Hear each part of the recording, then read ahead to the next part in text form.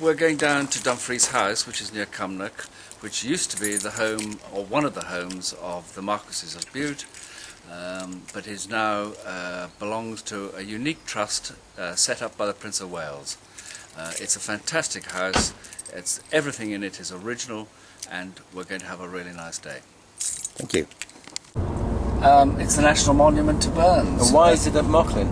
I don't know. What's in there? We're not quite a museum, I think, isn't it? No, I think it's sort of artifacts. Well, what does it say on? Right. Hang on. What does? Coach thing that takes me down.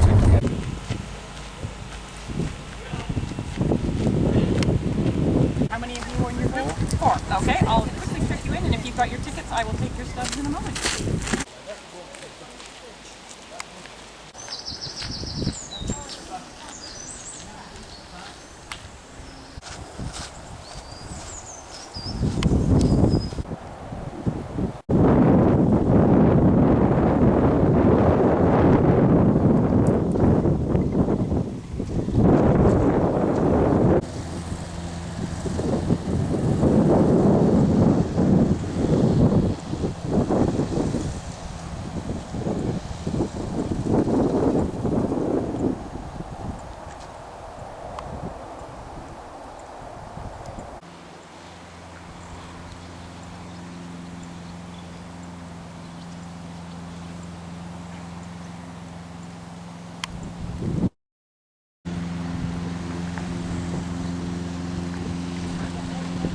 By all means.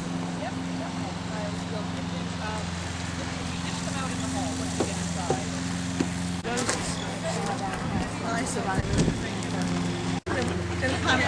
Welcome to you all this morning. My name is Gail Gilchrist. I'm your tour guide for today. And rather nice that we have this good weather. We can start outside, which is the best place really to view this wonderful house. Dumfries House was built for William Crichton Dalrymple, the 5th Earl of Dumfries. But the Earls of Dumfries had lived on this estate from 1635. Their original home in Sanker, the title was created in 1633, and at that point they were in a nice castle in Sanker, and just grabbed a bit of land in Ayrshire, and that's what we find so strange. Dumfries House in Ayrshire. Last year we had people on a Sunday morning ringing up for the tour saying, right, I'm in Dumfries, where's the house? They had a bit of a travel. So the first Earl bought this estate in 1635 from the Crawford family, and the estate at that point was known as Leif Norris, Leifnorris, Leif Norris Estate, and on it stood a castle keep built for defence, so a tall vertical building built for defence, not a beautiful home like this. All those years roll on. 1747, and the 5th Earl of Dumfries resigned his military commission. He'd been a soldier all his life. He came home to Leif Norris Estate to hunt, shoot and fish. He'd had quite enough of the military life. And he also started to think about a new home at that point. He was introduced to John, Robert and James Adam through Lord Hopetoun. Lord Hopetoun was having work done at South Queensferry, and he introduced the 5th Earl to the brothers Adam. So it is a Robert Adam house that we stand before today. Nice central body, rustic ground floor basement, 2 principal floors, 9 bays across, and the attic rooms above that for servants, and up there the only form of ornamentation, nice triangular pediment with the Earl's coat of arms, 2 very important badges that I will tell you about inside, and also thistles wrapping around the outside. Very important. Sweeping arcade with that little balustrade top is Adam, and the 2 front shallow pavilions, the Adam build. Now the little cupolas that you see, or the pepper pots as we call them, and the roof stretching to the north, a later addition. Through marriage the house passed to the Bute family, and in the 1890s the 3rd Marquess of Bute extended Dumfries House. So 2 Victorian wings. I will tell you when we move from the Georgian into the Victorian. Now the foundation stone to the Adam build was laid in 1754, and Robert Adam was staying at Leif Norris Castle at the time. He oversaw the foundation stones being laid. But that was a very important year, 1754, because that was the year he left on the Grand Tour. So a very early house for Adam. None of the signature that we know from Adam here at the house, very early. Also also in that year, a certain Yorkshireman published The Gentleman and Cabinet Maker's Director. Now that was the IKEA catalogue of the day. It had absolutely everything in it, from a simple shaving stand to a grand state bed. Anything you wanted was in that wonderful work. And the lovely thing about the Chippendale furniture within the house, it relates to that directorial period.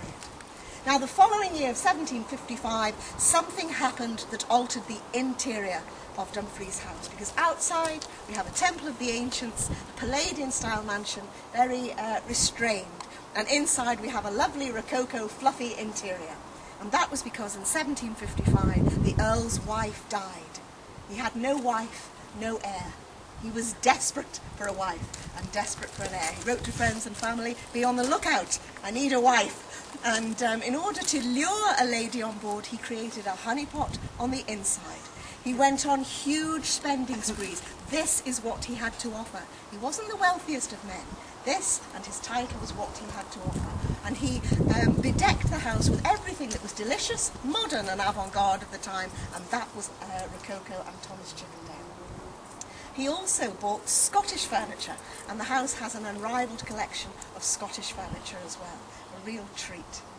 Now, through marriage, as I say, the house passed to the Bute family. In the 1890s, they extended it. And it's in its most recent history, the 7th Marquess of Bute wished to sell this estate. Sell the estate, the house, and the contents. And a wonderful thing happened. Lots of local people got on board. They didn't want this to happen. They alerted heritage bodies, Art Fund, Save, Scottish Heritage, and a huge campaign was put in motion, raising funds as they went along. They finally alerted His Royal Highness Prince Charles, who topped up the buying pot, if you like, by some 20 million. And in November 2007, the whole lot was purchased for 47.5 million. Now, new owners have new ideas, and there are a few rooms on our travels where you will see small areas with paint testing going on. There are rolled up carpets because they are going away for conservation work. So a few changes, but I hope you'll bear with us that this has to be done in order to take this house into the future.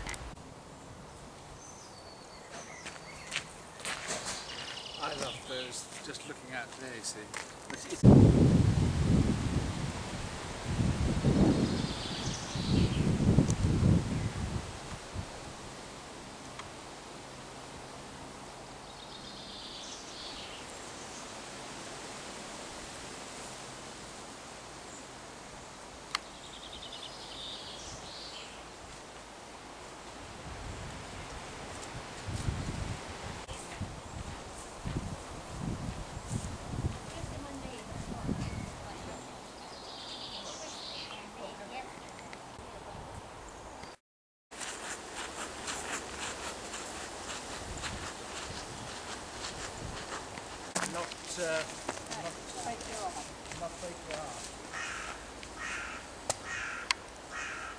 Cool.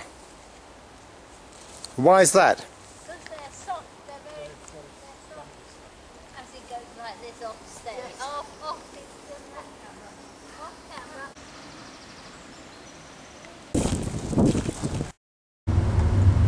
Just ridiculous. There we are, that's the stair in. There's the stair in.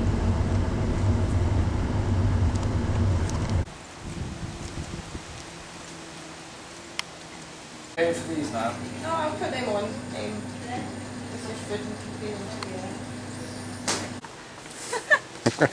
That doesn't happen very often. Thank you. Blimey, I should have had a half portion as well. That's what we saw the ladies over there. Yes, we saw that doing that. It's quickly for them now. They're Back to the door and see the window.